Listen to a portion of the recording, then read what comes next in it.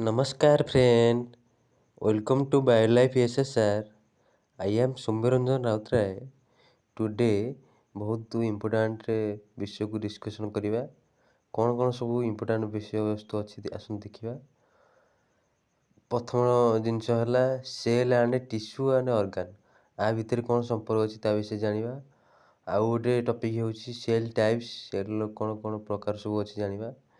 ଆଉ cell structural type କ'ଣ, structural କ୍ଷେତ୍ରରେ କ'ଣ ଟାଇପ୍ସ ଭିନ୍ନ ଭିନ୍ନ ଅଛି ତା ବିଷୟରେ ଦେଖିବା. ନ୍ୟୁଟ୍ରିସନ୍ ତା ବିଷୟରେ ଦେଖିବା. ଆଉ ମେଟାବଲିଜିମ୍ ବିଷୟରେ ଦେଖିବା. ଏଇ 5ଟି ଜିନିଷ ଉପରେ ଭଲ ଭାବରେ ଦେଖିବା ଏବଂ ଡିସ୍କସନ୍ କରିବା. ଏବଂ ଆପଣମାନଙ୍କୁ ଅନୁରୋଧ, ଶରୀର ଟିକେ ଅସୁସ୍ଥ କାରଣ ଭଏସ୍ ଟିକେ କ୍ଲାରିଟି ଆସିବ ନାହିଁ, ତେଣୁ ଆପଣ ମ୍ୟାନେଜେବୁଲ୍ କରିନେବେ. ଆପଣମାନେ ଅତ୍ୟଧିକ ଲାଇକ୍, କମେଣ୍ଟ ଏବଂ ସେୟାର କରନ୍ତୁ, ଯାହାଦ୍ୱାରା ଆମେମାନେ ନୂତନ ଭିଡ଼ିଓ ସବୁ ଆଣିପାରିବା. ଏଣୁ ଆପଣ ବହୁମତ ସେୟାର କରନ୍ତୁ. ଆସନ୍ତୁ ଆମର ଆଜିର ଟପିକ୍ ଆରମ୍ଭ କରିବା. Cell, tissue, organ and organ system. ପ୍ରଥମେ ଦେଖିବା ସେଲ୍ କ'ଣ. ସେଲ୍କୁ ଯାହା ଆମେ ଓଡ଼ିଆରେ କ'ଣ କହୁଛେ, କୋଷ.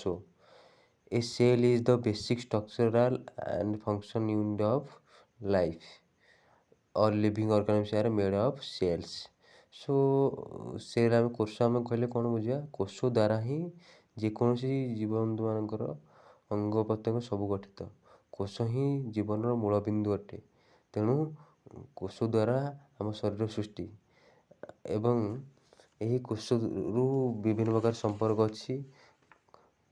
ଆସନ୍ତୁ ଦେଖିବା. Tissue. Tissue is a group of similar cells that work together to perform a specific function. ସାଧାରଣତଃ ଟିସ୍ୟୁ କହିଲେ ଆମେ କ'ଣ ବୁଝିବା, ସିମିଲାର ମାନେ ସମାନ ଶ୍ରେଣୀର କୋଷ ହେଇଥିବେ ଏବଂ ସେମାନଙ୍କର ଫଙ୍କସନ୍ କାର୍ଯ୍ୟଶୈଳୀ ଗୋଟିଏ ପ୍ରକାର ହେଇଥିବ, ତାହାକୁ ଆମେ କ'ଣ କହିବା, ଟିସ୍ୟୁ. ଟିସ୍ୟୁ ସାଧାରଣତଃ ଉଦାହରଣ ଆମେ କ'ଣ ନେବା, ଆମର ଧର ହାତରେ ବିଭିନ୍ନ ପ୍ରକାର ଟିସ୍ୟୁ ଅଛି, ଯାହାଦ୍ୱାରା ହାତର କାର୍ଯ୍ୟ ମଧ୍ୟ ଭିନ୍ନ. ଯେମିତି ଆଖିର କାର୍ଯ୍ୟ ହେଉଛି କ'ଣ, ଦେଖିବା. ଆଖିର ବିଭିନ୍ନ ପ୍ରକାର ଟିସ୍ୟୁ ଅଛି. ସେଇଭଳିଆ ନାକର କାର୍ଯ୍ୟ କ'ଣ, ବାସ୍ନାକୁ ବାରିପାରିବା. ସେଥିପାଇଁ ବିଭିନ୍ନ ପ୍ରକାର ଟିସ୍ୟୁ ଦ୍ୱାରା ସେଇ ଅର୍ଗାନ୍ଟା ତିଆରି ହେଇଛି. ଏହିସବୁ ହେଉଛି ଟିସ୍ୟୁ. ସେମିତି ଦେଖିବା organ. An organ is a structure made of different types of tissues that work together to perform a specific function in the body. Example କ'ଣ ଦେଖିବା, ହାର୍ଟ, ଲଙ୍ଗସ୍, ବ୍ରେନ୍. ମାନେ ସେ କ'ଣ କହିଲା ନା, କେତେ ଗୁଡ଼ିଏ ଡିଫରେଣ୍ଟ ଟାଇପ୍ର ଟିସ୍ୟୁକୁ ନେଇକି ଗୋଟେ ଅର୍ଗାନ୍ ତିଆରି ଅଛି. ସେଇ ଅର୍ଗାନ୍ର ସ୍ପେସିଫିକ୍ ଫଙ୍କସନ୍ ଅଛି, ମାନେ ସ୍ୱତନ୍ତ୍ର କାର୍ଯ୍ୟ ଅଛି. ଯେମିତି ଉଦାହରଣ କ'ଣ ଦେଲା, ହାର୍ଟ କ'ଣ ଆମେ ସାଧାରଣ କ'ଣ କହୁଛେ ଓଡ଼ିଆରେ, ହୃଦୟ ବା ହୃତ୍ପିଣ୍ଡ. ହୃତ୍ପିଣ୍ଡର କାର୍ଯ୍ୟ କ'ଣ, ହୃତ୍ପିଣ୍ଡର କାର୍ଯ୍ୟ ଆମେ ଜାଣିଛେ କ'ଣ, ରକ୍ତକୁ ସଞ୍ଚାଳିତ କରୁଛି ବା ବ୍ଲଡ଼କୁ ସର୍କୁଲେସନ୍ କରୁଅଛି, ତାର କାର୍ଯ୍ୟ. ସେମିତି ଲଙ୍ଗସର କାର୍ଯ୍ୟ କ'ଣ, ଲଙ୍ଗସ୍ ସାଧାରଣତଃ କ'ଣ ଆମ ନିଶ୍ୱାସ ପ୍ରଶ୍ୱାସକୁ ଲଙ୍ଗସ୍ ଦ୍ୱାରା ହିଁ ହେଉଅଛି. ଆମେ ସାଧାରଣତଃ ଜାଣିବା ଆବଶ୍ୟକ ଯେ ଏଇ ଆର୍ଥରେ, ଏଇ ବାୟୁମଣ୍ଡଳରେ ବହୁତ ପ୍ରକାର ବାୟୁ ଅଛି. କାର୍ବନ ଡାଇଅକ୍ସାଇଡ଼ ଅଛି, ଅମ୍ଳଜାନ ଅଛି, ଉଜାନ ଅଛି, ସବୁକିଛି ଅଛି, ନାଇଟ୍ରୋଜେନ୍ ଅଛି, ସବୁକିଛି ଅଛି. ତାହେଲେ କେବଳ ଅମ୍ଳଜାନ କାହିଁକି ଆମ ଶରୀରକୁ ଆସୁଛି? ଏଇ ଲଙ୍ଗସ୍ ହିଁ କେବଳ ଅମ୍ଳଜାନକୁ ଚୁଜ୍ କରିକି ହିଁ ଆମ ଶରୀରକୁ ଆଣୁଛି ଏବଂ ଆମ ଶରୀରରୁ ଏଇ ଲଙ୍ଗସ୍ ମାଧ୍ୟମରେ କାର୍ବନ ଡାଇଅକ୍ସାଇଡ଼ ବା ଅଙ୍ଗାରକାମ୍ଳ ଶରୀରର ବାହାରକୁ ଯାଉଅଛି.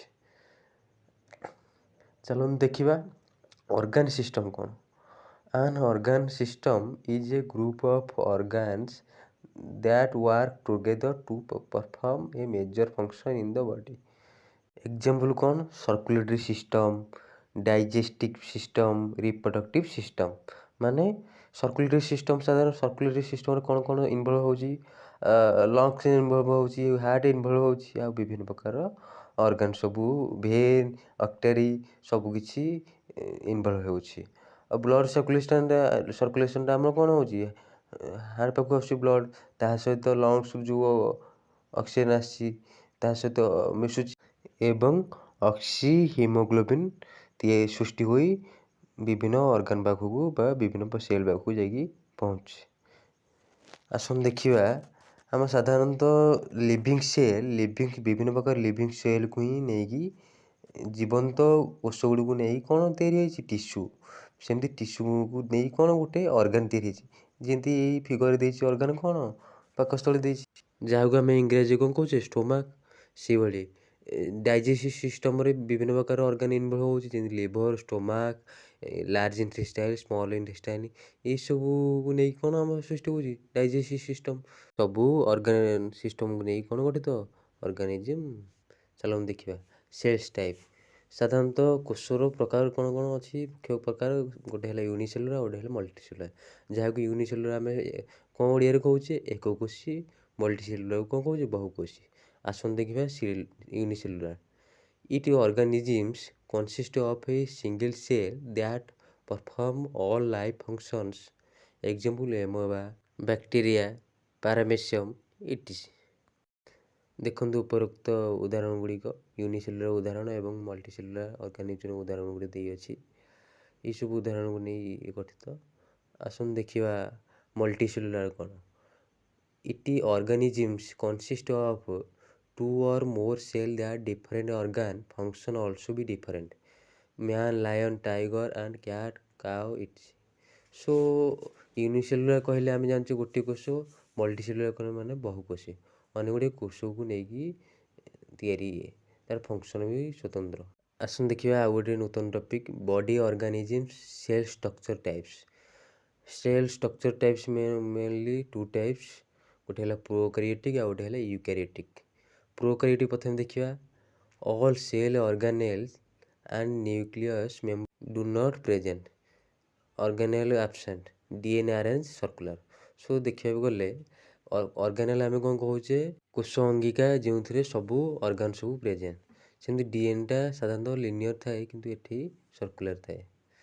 ସେମିତି ଦେଖନ୍ତୁ ୟୁନିସେଲୁଲାର ମଲ୍ଟିସେଲୁଲାର ଏଇ ଫିଗରରେ ଡିଫରେଣ୍ଟ କ'ଣ, ତା ସହିତ ପ୍ରୋକାରିଓଟିକ୍ ୟୁକାରିଓଟିକ୍ କ'ଣ ସବୁ ଡିଫରେଣ୍ଟ ଅଛି। ସାଧାରଣତଃ ପ୍ରୋକାରିଓଟିକ୍ରେ ସାଧାରଣ DNAଟା ସର୍କୁଲାର ଥାଏ ଏବଂ ୟୁକାରିଓଟିକ୍ରେ DNAଟା ଲିନିୟର ଥାଏ। ଆସନ୍ତୁ ଦେଖିବା eukaryotic. All cell organelle and a nucleus membrane present, organelle present, DNA arrange linear, cell size big, example ହେଲା animal cell। ସାଧାରଣତଃ ୟୁକାରିଓଟିକ୍ ସେଲ୍ଟା ସେଲ୍ ସାଇଜ୍ ବିଗ୍ ଥାଏ କାହା ଅପେକ୍ଷା, ପ୍ରୋକାରିଓଟିକ୍ ଅପେକ୍ଷା, ଏବଂ ଆର DNA ଆରେଞ୍ଜଟା ପୁରା ଲିନିୟର ଥାଏ, ତାର ସର୍କୁଲାର ଥାଏ, ଆର ସ୍ପେସିଫିକ୍ ଅର୍ଗାନେଲ୍ ପ୍ରେଜେଣ୍ଟ ଥାଏ। ଉପରୋକ୍ତ ଫିଗରରେ ଦେଖନ୍ତୁ ପ୍ରୋକାରିଓଟିକ୍ ସେଲ୍ ଏବଂ ୟୁକାରିଓଟିକ୍ ସେଲ୍ରେ କ'ଣ କ'ଣ ଡିଫରେଣ୍ଟ ଅଛି ପୁରା ଭଲ ଭାବରେ ଷ୍ଟ୍ରକ୍ଚର ଏକ୍ସପ୍ଲେନ୍ କରାଯାଇଛି, ଭଲ ଭାବରେ ଦେଖନ୍ତୁ। ଏହାପରେ ଆମେ ନୂତନ ଟପିକ୍ ଗୋଟେ ଡିସ୍କସନ୍ କରିବା ପାଇଁ ଯାଉଅଛେ, ତାହା ହେଉଛି ନ୍ୟୁଟ୍ରିସନ୍ ଟାଇପ୍ ଅଫ୍ ଡିପେଣ୍ଡେଣ୍ଟ। ମାନେ ଆମେ ଯେଉଁ ନ୍ୟୁଟ୍ରିସନ୍ ଗ୍ରହଣ କରୁଛେ କ'ଣ କ'ଣ କେଉଁ ପ୍ରକାରରେ ଯେଉଁ ପ୍ରୋସେସ୍ରେ ଗ୍ରହଣ କରୁଛେ ସେସବୁ ବିଷୟରେ ପଢ଼ିବା। ମେନଲି ଟୁ ଟାଇପ୍ସ କ'ଣ କ'ଣ, ଅଟୋଟ୍ରୋପିକ୍ ନ୍ୟୁଟ୍ରିସନ୍, ହେଟୋଟ୍ରୋପିକ୍ ନ୍ୟୁଟ୍ରିସନ୍। ଅଟୋଟ୍ରୋପିକ୍ ଆମେ ଓଡ଼ିଆରେ କ'ଣ କହୁଛେ ସ୍ୱଭୋଜୀ, ହେଟୋଟ୍ରୋପିକ୍ କ'ଣ କହୁଛେ ପରଭୋଜୀ। ପ୍ରଥମେ ଦେଖିବା ଅଟୋଟ୍ରୋପିକ୍। Organisms make their own food from simple substance used in sunlight, carbon dioxide and water. Green plant। ଅଟୋଟ୍ରୋପିକ୍ ଉଦାହରଣ ହେଉଛି ଗ୍ରୀନ୍ ପ୍ଲାଣ୍ଟ। ଏ ଦେଖନ୍ତୁ ଡିଫରେଣ୍ଟ ଅଟୋଟ୍ରୋପିକ୍ ଆଉ ହେଟୋଟ୍ରୋପିକ୍ ଦେଇଛି। ଅଟୋଟ୍ରୋପିକ୍ରେ ସାଧାରଣତଃ ଗ୍ରୀନ୍ ପ୍ଲାଣ୍ଟ ଯାଉଛି ଉଦାହରଣ। ଆସନ୍ତୁ ଦେଖିବା ଅଟୋଟ୍ରୋପିକ୍ର ମଧ୍ୟ ବିଭିନ୍ନ ପ୍ରକାର ଟାଇପ୍ସ ଅଛି। କ'ଣ କ'ଣ, ଫଟୋସିନ୍ଥେସିସ୍ ଆଉ କ୍ରୋମୋସିନ୍ଥେଟିକ୍। ଫଟୋସିନ୍ଥେଟିକ୍ କ'ଣ, ଫଟୋସିନ୍ଥେଟିକ୍ ହେଲା using sunlight for nutrition preparation. ସାଧାରଣତଃ ନ୍ୟୁଟ୍ରିସନ୍ ପ୍ରିପାରେସନ୍ରେ ସନଲାଇଟ୍ର ବ୍ୟବହାର ହୁଏ, ଯେମିତି ପ୍ଲାଣ୍ଟ ଆଉ ଆଲଜି ବ୍ୟବହାର କରିଥାନ୍ତି। ସେମିତି କ୍ରୋମୋସିନ୍ଥେଟିକ୍ରେ using chemical energy for nutrition preparation. Nutrition ପ୍ରିପାରେସନ୍ରେ କେମିକାଲ ଏନର୍ଜି ଇନଭଲ୍ଭ ହୋଇଥାଏ, ଯେମିତି କିଛି ବ୍ୟାକ୍ଟେରିଆ, ନାଇଟ୍ରିଫାଇଂ ବ୍ୟାକ୍ଟେରିଆ ଉଦାହରଣ ସ୍ୱରୂପ ତାର କେମିକାଲ ଷ୍ଟ୍ରକ୍ଚର ବ୍ୟବହାର କରିକି ନ୍ୟୁଟ୍ରିସନ୍ ପାଇଥାଏ। ଏ ହେଉଛି ଦୁଇଟା ପ୍ରୋସେସ୍ ଅଟୋଟ୍ରୋପିକ୍ର। ତାପରେ ଦେଖିବା ହେଟୋଟ୍ରୋପିକ୍। ହେଟୋଟ୍ରୋପିକ୍ କ'ଣ, ହେଟୋଟ୍ରୋପିକ୍ ହେଉଛି ପରଭୋଜୀ। Organisms cannot make their own food and depends on other, example human, animal, fungi, etc. ସାଧାରଣତଃ ହେଟୋଟ୍ରୋପିକ୍ କ'ଣ ନା ସେ ନିଜେ ଖାଦ୍ୟ ନିଜେ ପ୍ରସ୍ତୁତ କରିପାରେ ନାହିଁ, ସେ ସଦାବେଳେ ଅନ୍ୟ ଉପରେ ନିର୍ଭର କରିଥାଏ। ହେଟୋଟ୍ରୋପିକ୍ ସାଧାରଣତଃ ଚାରି ପ୍ରକାରର। କ'ଣ କ'ଣ ଆସନ୍ତୁ ଦେଖିବା। ହଲୋଲୋଜି କ'ଣ? ହଲୋଲୋଜିକ୍ ଯାହାକୁ ଆମେ ଓଡ଼ିଆରେ କ'ଣ କହୁଛେ? ପ୍ରାଣୀ ସମୂହ। ଦେଖନ୍ତୁ, in this type organisms ingest solid or liquid organic food, digesting its internally to extract nutrition. 5 steps କ'ଣ? Ingestion, digestion, absorption, assimilation, egestion. ସାଧାରଣତଃ ଆମେ ହଲୋଲୋଜି କ'ଣ ନା, ଆମ ନିଜସ୍ୱ ଡାଇଜେସିଭ୍ ସିଷ୍ଟମ୍ କେମିତି ହେଉଛି, ଆମେ ଗୋଟେ ଫୁଡ଼୍ଟେ ଖାଇଲେ କି ଲିକ୍ୱିଡ଼ ସବଷ୍ଟାନ୍ସ ଖାଇଲେ ଡାଇଜେସିଭ୍ ସିଷ୍ଟମ୍ରେ ଯାଉଛି, ସେଇଟା ହେଉଛି ହଲୋଲୋଜି। ହଲୋଲୋଜି ସବୁଠୁ ସିମ୍ପଲେଷ୍ଟ ପ୍ରୋସେସ୍। ଚାଲନ୍ତୁ ଦେଖିବା ତାପରେ କ'ଣ? ସାପ୍ରୋଫାଇଟିକ୍। ସାପ୍ରୋଫାଇଟିକ୍ କ'ଣ? ଯାହାକୁ ଆମେ ଓଡ଼ିଆରେ କହୁଛେ ମୃତକଜୀବୀୟ। Which organisms gets nutrition from dead ଆଉ ଡିକମ୍ପୋଜ୍ ମ୍ୟାଟର୍। ସାଧାରଣତଃ ଯେଉଁ ଜୀବଟିଏ ସାଧାରଣତଃ ମୃତ ଏବଂ ପଚାସଢ଼ା ପଦାର୍ଥରୁ ନିଜର ନ୍ୟୁଟ୍ରିସନ୍ ବା ପୋଷକ ଗ୍ରହଣ କରିଥାଏ। ଯେମିତି ଛତୁ କି ଇଷ୍ଟ ହେଉ। ଛତୁଟି ସାଧାରଣତଃ ନଡ଼ା ଉପରେ, ପଚା ନଡ଼ା ଉପରେ ହେଉଛି। ସେଇ ନଡ଼ାରୁ ହିଁ, ପଚା ନଡ଼ାରୁ ହିଁ ସେ ନ୍ୟୁଟ୍ରିସନ୍ ଗ୍ରହଣ କରୁଛି। ଏହାର ଉଦାହରଣ ହେଉଛି ସାପ୍ରୋଫାଇଟ୍ର ଉଦାହରଣ ହେଉଛି ଛତୁ। ସେମିତି ଦେଖିବା ପାରାସାଇଟିକ୍ ଯାହାକୁ ଆମେ ଓଡ଼ିଆରେ କ'ଣ କହୁଛେ? ପରଜୀବୀୟ। ଆସନ୍ତୁ ଦେଖିବା ଭଲ ଭାବରେ, ଭେରି ଇମ୍ପୋର୍ଟାଣ୍ଟ ଟପିକ୍। ଆନ୍ ଅର୍ଗାନିଜିମ୍ସ lives inside another living organisms deriving nutrients directly from it without killing it immediately। ମାନେ ସେ କ'ଣ କହୁଛି ନା, ପରଜୀବୀଟା ଭାରି ଡେଞ୍ଜରିୟସ୍। ସିଏ କ'ଣ କରିଥାଏ? ଅନ୍ୟ ଜୀବ ସହିତ ମିଶି ଯାଇଥାଏ। ଅନ୍ୟ ଜୀବଠାରୁ ସିଏ ପୋଷକ ବା ନ୍ୟୁଟ୍ରିଏଣ୍ଟସ୍ ଗ୍ରହଣ କରିଥାଏ ଏବଂ ତାକୁ ସାଙ୍ଗେ ସାଙ୍ଗେ ତାକୁ ମାରିଦିଏନି, କିଛି ସମୟ ନିଏ ମାରିବା ପାଇଁ। ଏହା ହେଉଛି ପାରାସାଇଟ୍। ପାରାସାଇଟ୍ ବିଭିନ୍ନ ଉଦାହରଣ ଆସନ୍ତୁ ଦେଖିବା। ରାଫ୍ଲେକ୍ସିଆ, ଯେମିତି ଆମ ଶରୀରରେ, ହ୍ୟୁମାନ୍ ଶରୀରରେ 2ଟା ପାରାସାଇଟ୍ ଅଛି। ଏଣ୍ଡୋପାରାସାଇଟିକ୍ ମାନେ କ'ଣ? ଯେଉଁଟା ଅନ୍ତର୍ନିହିତ ପାରାସାଇଟ୍, ଯେଉଁଟା ଶରୀର ଭିତରେ ଅଛି, ସେଇଟା କ'ଣ? ପ୍ଲାସ୍ମୋଡ଼ିୟମ୍। ଆଉ ଏକ୍ଟୋପାରାସାଇଟିକ୍ କ'ଣ? ଯେଉଁଟା ବାହାରେ ଅଛି ଆମର ପରଜୀବୀ। କ'ଣ? ଟିକ୍, ଯାହାକୁ କ'ଣ କହୁଛୁ? ଉଙ୍କୁଣି। ଉଙ୍କୁଣିଟା କ'ଣ ଆମର ଅଛି? ହେୟାରରେ ରହୁଛି। ସେଇଟା ହେଉଛି ପାରାସାଇଟ୍ର ଉଦାହରଣ। ସେମିତି ଦେଖିବା ସିମ୍ବାୟୋଟିକ୍ ଯାହାକୁ ଆମେ ଓଡ଼ିଆରେ କ'ଣ କହୁଛେ? ସହଜୀବୀ। ଆସନ୍ତୁ ଦେଖିବା। Different species organisms live together and each other provide needs components. ଯେମିତି ଉଦାହରଣ ଦେଲେ ଆଲଜି, ଫଞ୍ଜି, ଲାଇକେନ୍। ଆସନ୍ତୁ ଭଲ ଦେଖିବା କ'ଣ ସେ କହିଲା। ସେ କହିଲା ଡିଫରେଣ୍ଟ 2ଟା ଜୀବ ପରସ୍ପର ଏକାଠି ରହନ୍ତି ଏବଂ ପରସ୍ପରର ଆବଶ୍ୟକ ଅନୁଯାୟୀ ଆଦାନ ପ୍ରଦାନ କରିଥାନ୍ତି କମ୍ପୋନେଣ୍ଟ। ଯେମିତିକି ଆଲଜି ଆଉ ଫଞ୍ଜି ଭିତରେ ସମ୍ପର୍କଟା ଦେଖନ୍ତୁ। ଆଲଜି ନିଜେ ନ୍ୟୁଟ୍ରିସନ୍ ତିଆରି କରିଥାଏ, ସେ ଫଞ୍ଜିକି ଦେଇଥାଏ ଏବଂ ଫଞ୍ଜିର ଗୋଟେ କାପାସିଟି ଅଛି, ସେ ଗୋଟେ ଲେୟାରଟେ ଦେଇଥାଏ ଆଲଜିକୁ, ଯେଉଁଟା ଆଲଜିକୁ ପ୍ରୋଟେକ୍ଟ ଦେଇଥାଏ। ଏଇ 2ଟା ଦ୍ୱାରା ଗୋଟେ କମ୍ପୋନେଣ୍ଟ ତିଆରି ହେଇଥାଏ, ଯାହା ନାଁ ହେଉଛି ଲାଇକେନ୍। ଗୋଟେ ଜିନିଷଟେ ତିଆରି ହେଇଥାଏ। ସେଇ ଲାଇକେନ୍ଟା ସାଧାରଣତଃ ଗଛର ବକଳା ଉପରେ ଦେଖା ହେଇଥାଏ। ଏଇ ଲାଇକେନ୍ର ଗୋଟେ ଭେରି ଇମ୍ପୋର୍ଟାଣ୍ଟ ୱାର୍କ କ'ଣ ନା, ଇଏ ହେଉଛି ନେଚର୍ ପଲ୍ୟୁସନ୍ ଇଣ୍ଡିକେଟର୍। ମାନେ ଆମେ ଜାଣିପାରିବା ଯେ ସେ ନେଚର୍ଟା କେତେ ଶୁଦ୍ଧ ଅଛି। ଯଦି ଲାଇକେନ୍ ଥିବ ତାହେଲେ ଜାଣିବା ପୁରା ପିଓରେଷ୍ଟ ନେଚର୍ ଅଛି। ସେମିତି ଇକୋଲାଇ ଆମକୁ କ'ଣ ଦେଇଥାଏ? B12 ଫର୍ମେସନ୍ କରିବାରେ ସାହାଯ୍ୟ କରିଥାଏ। ଆମଠୁ ନେଇଥାଏ କ'ଣ? ନ୍ୟୁଟ୍ରିସନ୍ ନେଇଥାଏ। ଏହା ହେଉଛି ଉଦାହରଣ। ସେମିତି ଆସନ୍ତୁ ଗୋଟେ ନୂଆ ଟପିକ୍ ଆମେ ଦେଖିବା, ମେଟାବଲିଜିମ୍ ଯାହାକୁ ଆମେ ଓଡ଼ିଆରେ କ'ଣ କହୁଛେ? ଚୟାପଚୟ ପ୍ରକ୍ରିୟା। କ'ଣ ତା ବିଷୟରେ ଆସନ୍ତୁ ପଢ଼ିବା। In this metabolism process convert food into energy.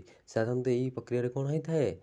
ଗୋଟେ ଖାଦ୍ୟକୁ ଆମେ କେଉଁଥିରେ ପରିଣତ କରିଥାଉ? ଶକ୍ତିରେ ପରିଣତ କରିଥାଉ। ମେଟାବଲିଜିମ୍ ସାଧାରଣତଃ 2 ଟାଇପ୍ସ। କ'ଣ? ଗୋଟେ ହେଲା ଆନାବୋଲିଜିମ୍ ଆଉ ଗୋଟେ ହେଲା କାଟାବୋଲିଜିମ୍। ଆନାବୋଲିଜିମ୍, କାଟାବୋଲିଜିମ୍ ବିଷୟରେ ଦେଖିବା। ଆନାବୋଲିଜିମ୍ ହେଉଛି ଯାହାକୁ ଆମେ ଓଡ଼ିଆରେ କ'ଣ କହୁଛେ? ଚୟ। In this process energy use and large food components converted into smallest components. ସାଧାରଣତଃ ଏହି ପ୍ରକ୍ରିୟାରେ କ'ଣ ହୋଇଥାଏ? ଯେଉଁ ଆମେ ଖାଦ୍ୟ ଖାଉଛେ, ବଡ଼ ବଡ଼ ଖଣ୍ଡ ଆମେ ଖାଉଛେ, ଯାହାଦ୍ୱାରା ଆମ ପାଟିରେ ସେ ଛୋଟ ଛୋଟ ଖଣ୍ଡରେ ପରିଣତ ହେଉଛି ଏବଂ ସେ ଧୀରେ ଧୀରେ କ'ଣ ଯାଉଛି, ଷ୍ଟୋମାକୁ ଯାଉଛି, ଯାହା ପାକସ୍ଥଳୀ ନିକଟକୁ ଯାଉଛି। ପାକସ୍ଥଳୀ ନିକଟକୁ ଯିବା ପରେ ସେ କ'ଣ ହେଉଛି, ସେଠି ଡାଇଜେସନ୍ ହେଉଛି।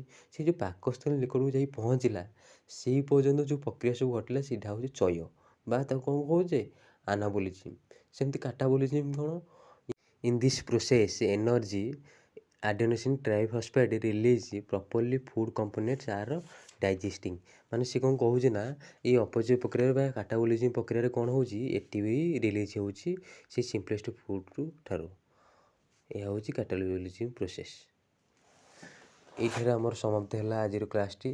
ଆପଣମାନଙ୍କୁ ଏଇ କ୍ଲାସ୍ଟି ଯଦି ବହୁତ ବହୁତ ବହୁତ ପସନ୍ଦ ଆସିଥିବ ଏବଂ ଆପଣଙ୍କୁ ଗୁରୁତ୍ୱପୂର୍ଣ୍ଣ ତଥ୍ୟ ସବୁ ମିଳିଥିବ, ତାହେଲେ ଆପଣ ଲାଇକ୍, ସେୟାର ଆଣ୍ଡ ସବସ୍କ୍ରାଇବ୍ କରିବାକୁ ଭୁଲନ୍ତୁ ନାହିଁ। ଲାଇକ୍ କରନ୍ତୁ ଏବଂ ଅନ୍ୟମାନଙ୍କୁ ସେୟାର କରନ୍ତୁ ଏବଂ ଆପଣମାନେ ସବସ୍କ୍ରାଇବ୍ ବଟନ୍ଟିକୁ କ୍ଲିକ୍ କରନ୍ତୁ। Have a good day. Good luck to all of you. जय हिंद, जय भारत।